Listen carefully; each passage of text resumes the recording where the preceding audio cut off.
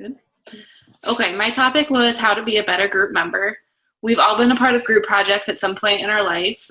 While some people do enjoy group work, many people don't.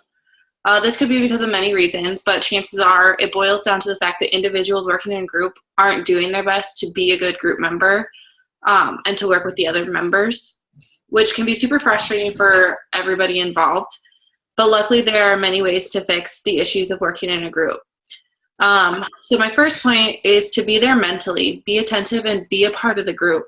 Don't sit in the back and half listen, and don't show up just to show up and just to be there. Show up to be a part of the group. So offer up your ideas, offer up your opinions, participate in the conversation.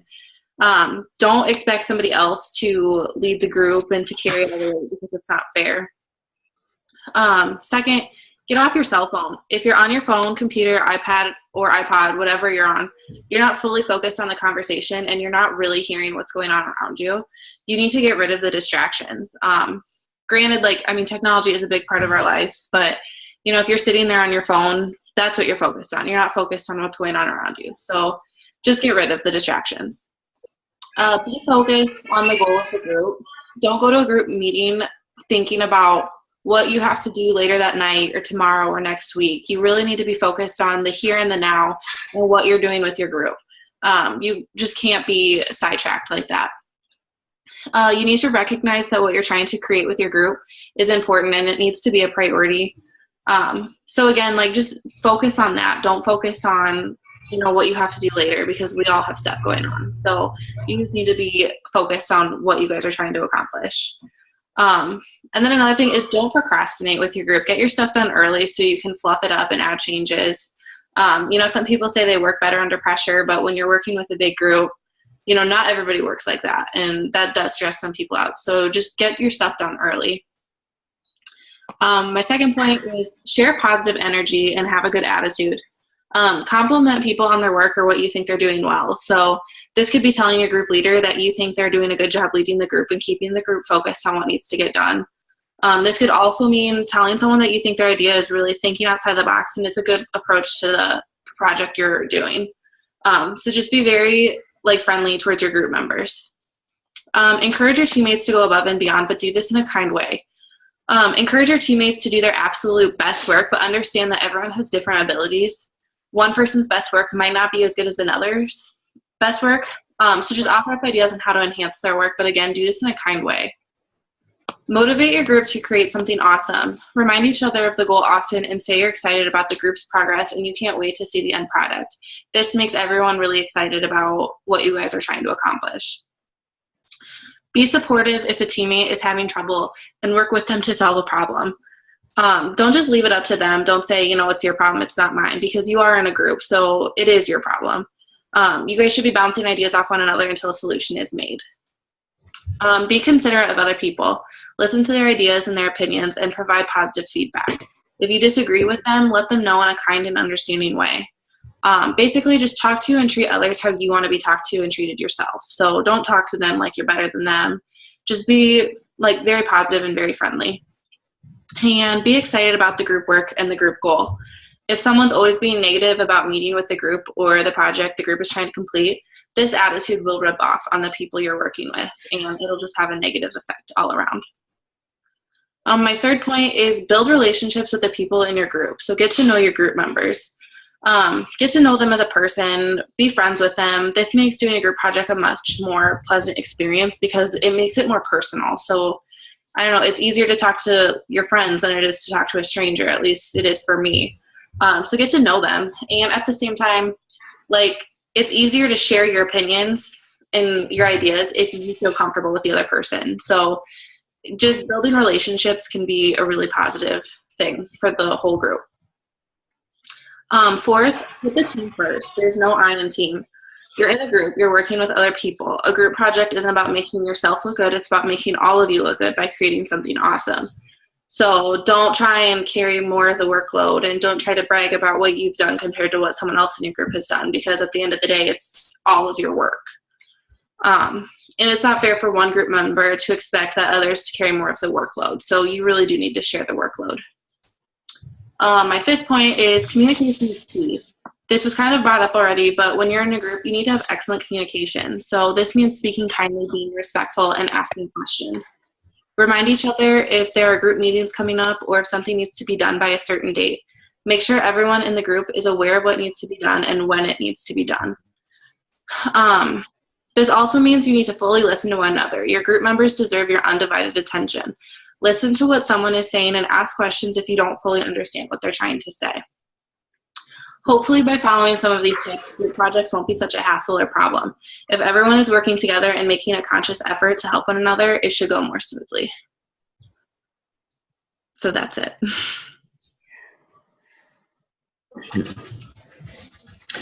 Today, I would like to speak about some of the benefits and drawbacks of working in groups. I would like to begin with some of the benefits. One of the greatest benefits of working in groups is the creative power that they possess. All the individuals in a group can combine their knowledge and different processes of generating ideas and merge them into one, with the end result being a creative power that no single individual could achieve. In addition to having great creative power, groups can also make the decision-making process easier. Rather than an individual battling back and forth with himself about what to do, groups have the advantage of being able to use processes such as majority rule, minority rule, and unanimous consensus. Group members can also share a workload with each other, thus getting a job done much more quickly than a single person could. Participating in group activities can fulfill the social needs that every person has and give us emotional support when we need it most. Certified speaking professor Bob Treadway from Littleton, Colorado often gives the Mensa IQ test to participants in his seminars. He has found that most of them get an average score on the test when working as individuals. But when they team up and work together, they will often test out at genius levels or higher. While there are many benefits to working in groups, there are also several drawbacks, most of which end up causing the group to break up or fall apart. When making a decision, a group may have conflict. Such problems can often hurt other group members' feelings or injure their relationship with the rest of the group. Perceived lack of commitment can also create problems within group structures. If one or more group members does not participate and help share the work with the rest of the group, it can generate feelings of distrust or conflict among the members. If group members do not communicate effectively, or if they do not communicate at all, it can cause members to feel left out or isolated. It can also cause mistakes to be made within the group because of misinterpretation. The personalities of group members may clash at times, causing conflict as well. If there are two members in a group with leading personalities, there will likely be arguments between them. The same is true for any type of personality similarities within groups. I personally like working in groups better than as an individual and believe that the benefits far outweigh the drawbacks. However, this is a matter of personal opinion and is not always true for everyone else. That's all I have. Okay. My topic is leadership traits in group communication. I think that most leaders all have the same traits. A trait is a defining characteristic that is not easily changed. But there are two types of traits. One is a physical trait, which would be like your hair color, eye color, height, weight. And then there's a psychosocial trait, which would be your personality and how you're able to relate to others. Most leaders share the same psychosocial traits rather than physical traits. Some of the traits that they share are good self-esteem. They're very outgoing. They're also very self-monitoring. So with good self-esteem also comes confidence. More confident people say that they're better leaders rather than people who are not confident. The self-monitoring is when you pay attention to how you behave around different types of groups. So if you're a leader in a group and you're self-monitoring, you might alter what your behaviors are depending on the group that you're speaking to or that you're discussing things with. Outgoing usually means that you're an extrovert in comparison to an introvert. So an extrovert would be very friendly, assertive. They enjoy talking to others and communicating with people. But an introvert usually just likes to keep to themselves. They're not very aggressive when it comes to talking to others. They're very shy and whatnot.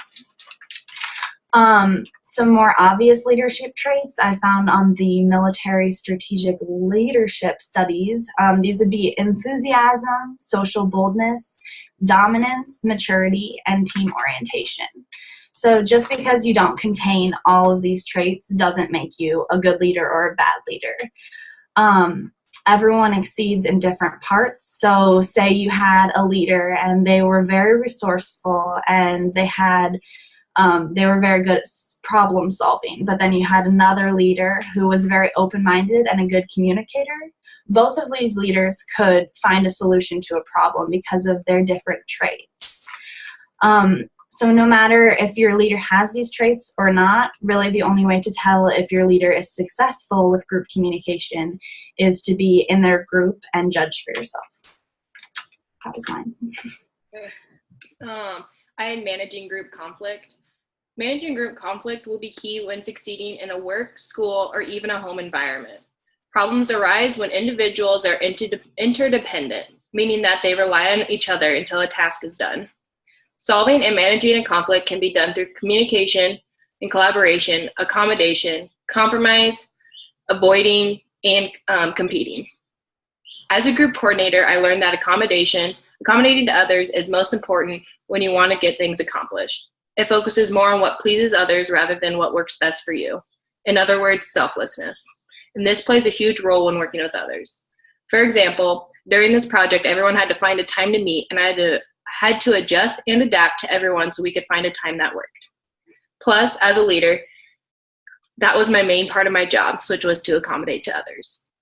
Next, collaboration and communication are important when trying to solve a problem within a group because it allows everyone to say what they're thinking, opinions, and plans for the project. Sharing thoughts about the task at hand is important, otherwise you would not get anything done. In addition, it resolves conflict due to people being able to clearly explain what their expectations are and therefore create more of an understanding environment.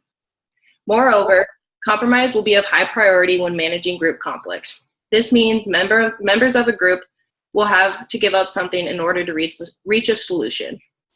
Being in agreement when working on a group project is important because that will ultimately work towards the task being done. Avoiding a conflict might be beneficial because it could allow the problem to dilute on its own instead of people having to work it out. This could be an option for group members instead of addressing a problem every time it presents itself. One thing that groups need to understand, though, is that this is not the best approach for every single conflict. Lastly, competing with other people in a group is one way to manage conflict and resolve it. This means that someone will have to argue their point until other people believe in it too. This method works a little like a persuasive speech, but is directed more towards one part of a task rather than the entire thing. In conclusion, as a project coordinator, I learned to let some things roll off my shoulder and pay closer attention to others. For example, while working on a different project, one member of a group was more prominent with their emails compared to a different person. I learned that I had to act differently and approach the person differently and not to take things so personally, and that they're just trying to work ahead. Overall, I learned that as a leader of our group, I have to take on a different approach to the project than others, like taking on more responsibility and turning in our assignments on time. In addition, I also learned that I will not volunteer as a group coordinator because it adds unnecessary stress while doing group projects. Being able to handle group conflict will be beneficial throughout an individual's lifetime, and through accommodation, collaboration, communication, avoidance, and competition, a person should now be able to do so.